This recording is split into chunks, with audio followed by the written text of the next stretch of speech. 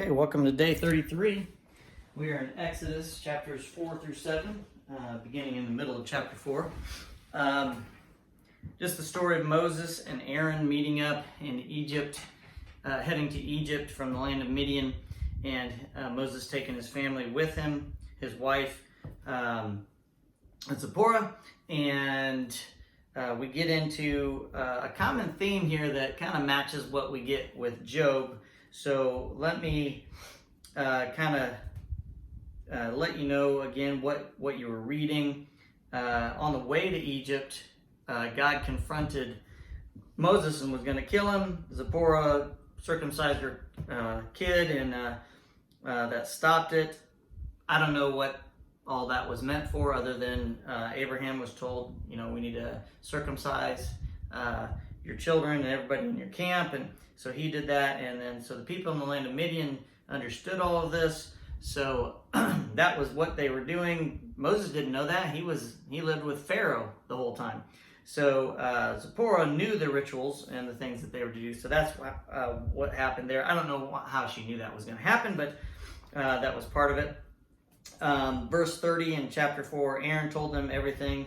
This is when they get to Egypt and they tell all the people what had happened. Aaron told them everything the Lord had told Moses, and Moses performed the miraculous signs as they watched. So here we can start to see some pretty awesome miracles in Exodus begin to happen. And there are quite a few, which is quite amazing. It's hard to refute all of it. Then the people of Israel were convinced that the Lord had sent Moses and Aaron. When they heard that the Lord was concerned about them and had seen their misery, they bowed down and worshipped. Okay, great. Chapter 5 and verse 21. The foreman said to them, "May the Lord judge and punish you for making us stink before Pharaoh and his officials. You have put a sword into their hands and an excuse to kill us." So there were Israelite foremen that were in charge of the Israelite slaves, the Hebrew slaves. And pretty much they were worked to the point where they just could barely move, function. They were dirty, smelly, and Pharaoh punished them for asking to be let go, which is what God said would happen. Verse 23, "Ever since I came to Pharaoh as your spokesman, he has been even more brutal to your people, and you have done nothing to rescue them." So right there is Moses complaining. To whom? To God. And it's like, wait a second. He doesn't know about Job necessarily. I don't think he knows about Job. We don't really know who knew Job, what time period that was. But we don't complain. But you got to remember, Moses was brought up in Pharaoh's land, so under his views and ideas, and he was pampered his life.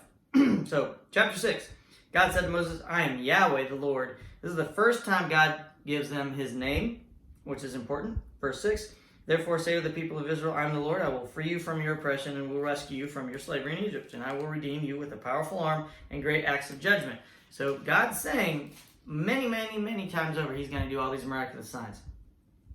Verse 9, Moses told the people of Israel what the Lord had said, but they refused to listen anymore.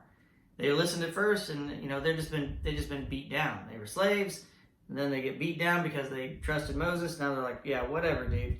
Verse 12, but Lord, Moses objected again. Of course, that's all he's done with God, is objected every time. "My own people won't listen to me anymore. How can I expect Pharaoh to listen? I'm such a clumsy speaker."